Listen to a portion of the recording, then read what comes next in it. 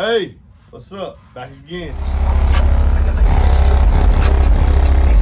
That first bass note hit me in the chest, and I was just like, there's no way that's 2/8. MB Enclosures has his own YouTube channel, and this guy is an animal when it comes to designing boxes.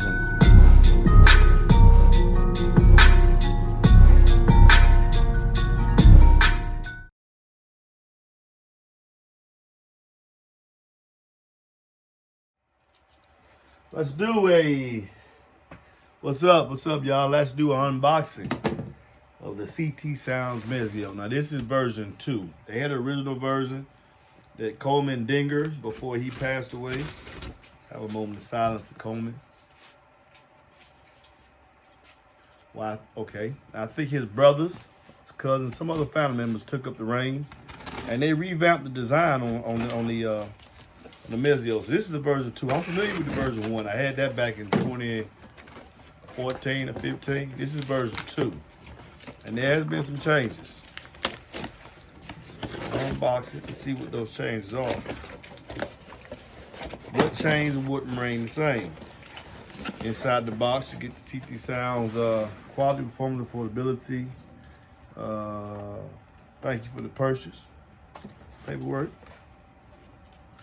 You get the CT Sounds sticker, so they'll know what's inside your vehicle when you steal it. They give you the parameter sheet. Oh, they also got another CT Sound sticker right here. Okay. They also give you the parameter sheet. The mounting. Oh, this is the mounting parameters, TS parameters, and box specifications. This I don't like. I don't know if I didn't get a full printout, but I don't see, there's no TS parameters in this at all. So, maybe I have to go on the, I think they're on the website though. They're all on the website. Now, let's bring this boy out. See, whoa. Well, I will say, it did get significantly larger. Let's see what we got here. So, up top, the mounting gasket here. He didn't spend a lot of money on that, but it will suffice to mount the sub to the baffle. The holes are lined up great. At least they doing the quality control on that. It has a very, I would say this is a tall surround.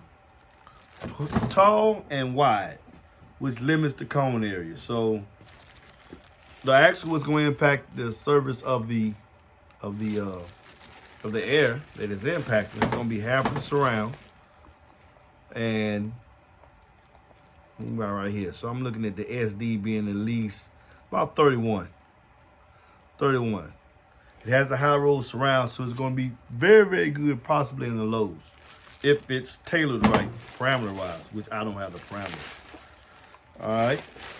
The basket, there's nothing special about the basket. Everyone using this basket because it enables for a fairly large spider. It's a 6-spoke basket.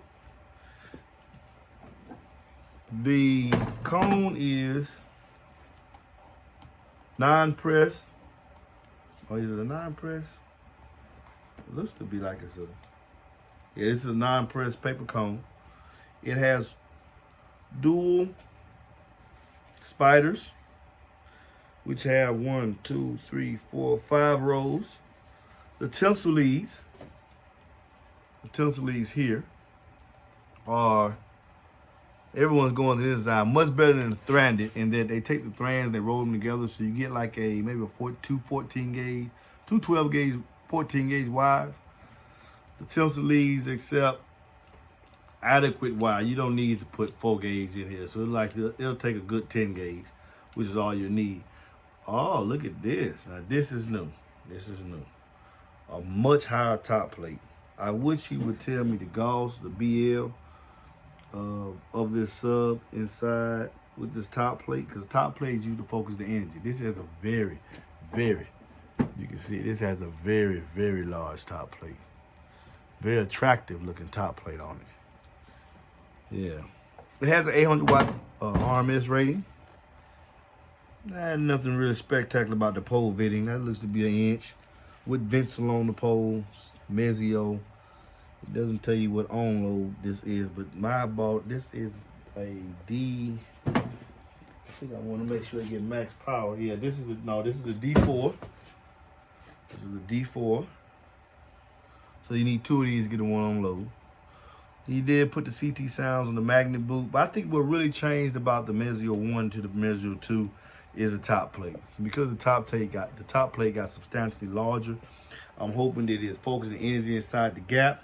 It's 2.5 inch voice coil, and looking at it, it does not have very tall windings above the top plate. This is the top plate.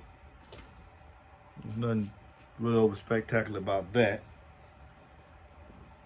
It looks to weigh about maybe 28 pounds. It's got a nice mass to it to dissipate heat for its 800 watt power rating.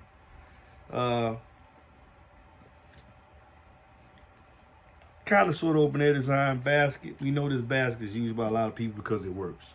And that's just point blank period. This here is painted white. Sometimes they paint it black. Some same baskets on the audio pipe. Same baskets on the Hydronics. Same baskets on the KMH. Digital audio design. There's a lot of 8s using this basket. So it works. There's nothing wrong. A lot of 8s using this basket design. It does work. But they change different things to try to increase the power handling. And that's I'll show you in another video in about a week or so. I unboxed another sub that looks very, very similar to this, with just 2 changes. And it enables it to handle more power. Sound wise, it's probably gonna sound the same. Fact, not fiction.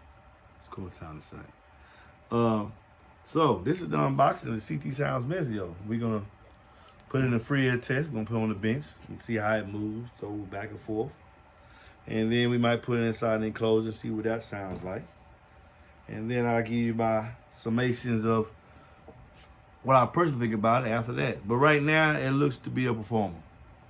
It's going to be a performer. I'm not going to say it's going to be a slouch. The first CT Sounds Meso was not a slouch, so it looks to be a performer.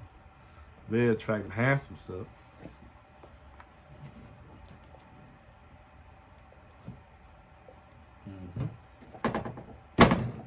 And we'll go from there.